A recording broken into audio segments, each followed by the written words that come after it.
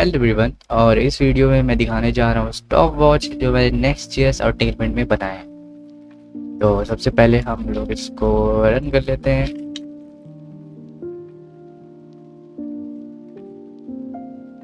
और रन करने के बाद ये हमारा स्टॉप वॉच है। यहाँ हल्का सा थोड़ा मैंने ग्लोई इफेक्ट डाल रखा है टेक्स्ट में और बटन्स में। और ये ग्लास मॉर्फिज्म का इफेक्ट मैंने दिया हुआ है और यहाँ से इसकी गिटहब रिपोजिटरी ओपन हो जाएगी और ये वर्डसेल पे भी डिप्लॉयड है, तो कोई भी इसको यूज़ कर सकता है। स्टार्ट करने पे इसके सेकंड्स चालू हो जाएंगे। इस पे से पॉज भी कर सकते हैं, रीसेट भी कर सकते हैं और वापस से स्टार्ट भी कर सकते हैं। पूरी तरीके से रिस्पॉन्सिव है ये, तो ये मोबाइल में भी कोई भी इस्तेमाल कर सकता है। तो अब समझ लेते हैं इसका कोड बेस। सबसे पहले हम लोग ने एक नैब यहाँ पे बनाया है। नैब बार बनाने के बाद उसको एब्सोल्यूट पोजीशन दे के हम लोग ने इस गिटहब लोगो को हम लोग ने यहाँ पे लगा दिया है और उस पर हम लोग ने लिंक लगा दिया है हम लोग की रिपोजिटरी और यहाँ पे एक इमेज लगा दी है। तो ये यहाँ हमेशा दिखता रहेगा और ये हमेशा ऑन टॉप रहेगा। अब जो हम लोग का मेन है, जो हम लोग का यही पूरा मेन है, सिर्फ एक ही पेज में पूरा बन गया है। तो सबसे पहले हम लोग ने यहाँ पे एक बड़ा सा डिव लिया है और उसको पूरा स्क्रीन हाइड कर दिया है और उसके अंदर एक छोटा सा डिव लिया है और जिसके अंदर ये है इतना। फिर इसको फ्लेक्स और जस्टिफाई सेंटर से यहाँ सेंटर कर देंगे और यहाँ पे सब चीज़ें लिख देंगे, स्टॉप वॉच ये जो लिखा है यहाँ पे।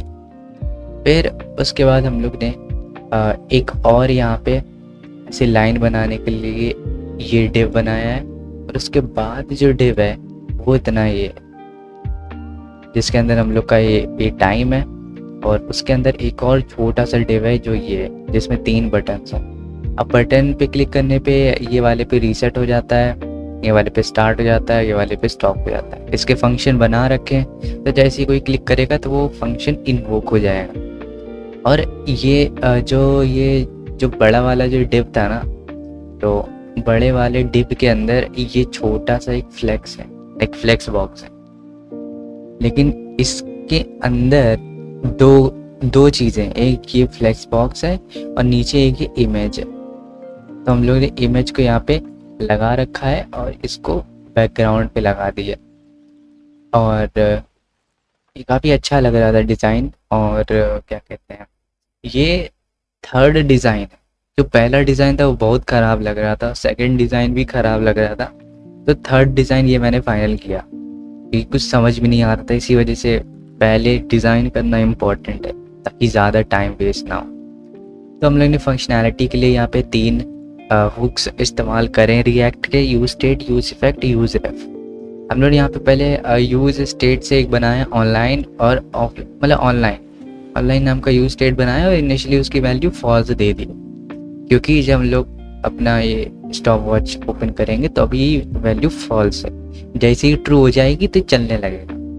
अब टाइमर को भी हमने यूज स्टेट के लिए बनाया है और ये टाइमर क्या करेगा, ये होल्ड करके रखेगा कि अभी तक कितना टाइम जा चुका है, मतलब कितने सेकंड यहाँ पे हो चुके। और जो इंटरवल आईडी है जो हम लोग का बार बार वो इंटरवल चलेगा हर कुछ स्पेसिफाइड सेकंड्स में जो हम लोग का ये लूप चलेगा, उसको स्टोर करने के लिए, उसका आईडी स्टोर करने के लिए हम लोग ने यूज रेफ का इस्तेमाल किया है ताकि उसको हम लोग क्लियर कर सकें। अब यहाँ पे जो सिंपलेस्ट एग्जांपल है यूज स्टेट और यूज रेफ का, वो ये है कि यूज स्टेट जब भी लोड होता है यहाँ पे तो वो एक बार रीमाउंट करता है, ठीक है, वो री रेंडर करता है यूज स्टेट।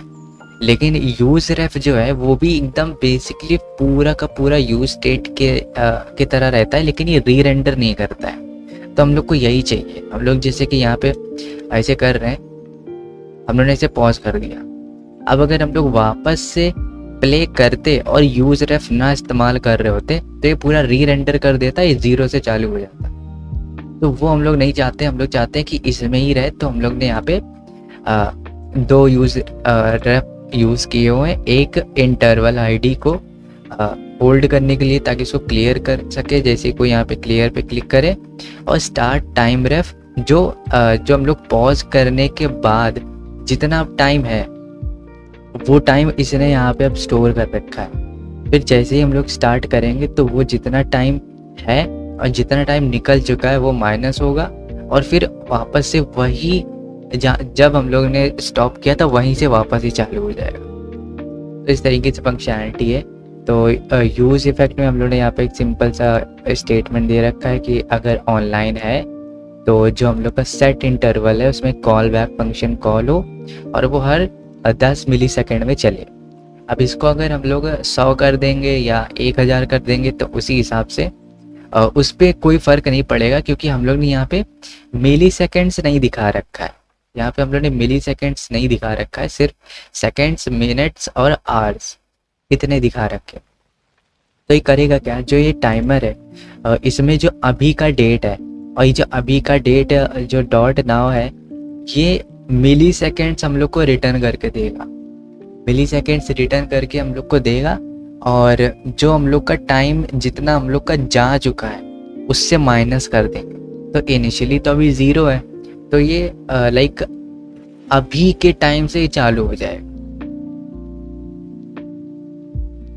ठीक है, अभी 4 सेकंड में पॉज कर दिया है। अब वापस से जब मैं यहाँ प्ले करूँगा तो जितना टाइम जा चुका है, ठीक है, अभी का टाइम, ये डेट ना हो तो अभी का टाइम इन मिली सेकेंड्स यहाँ पे आ जाएगा और जितने मिली सेकेंड्स निकल चुके हैं उससे ये माइनस कर देगा तुरंत।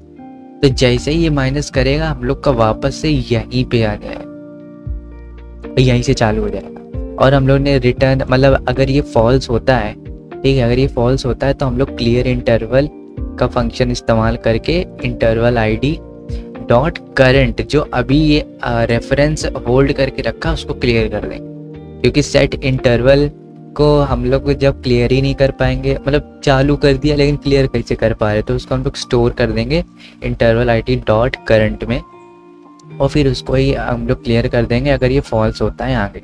अब फॉल्स कैसे होगा, फॉल्स होगा स्टॉप पे। जैसे ही हम लोग यहाँ पे, जैसे हम लोग यहाँ पे क्लिक किया तो ये जो सेट ऑनलाइन है ये हो गया फॉल्स।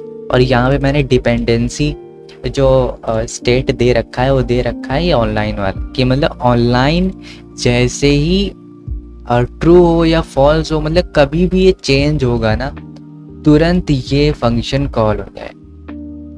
जैसे ही इसके अंदर कुछ भी होगा वो चेंज होगा, ये चेंज हो जाएगा। इसके लिए ही हम लोग यूज स्टेट इस्तेमाल करते हैं। और स्टार्ट करेंगे तो हम लोग का ये जो ऑनलाइन है ये ट्रू हो जाएगा और जो हम लोग का स्टार्ट टाइम रेफ है और उसके अंदर अभी का जो टाइम है और ये टाइम है वो हम लोग का यहाँ पे माइनस हो जाएगा, लेकिन ये भी 0 है।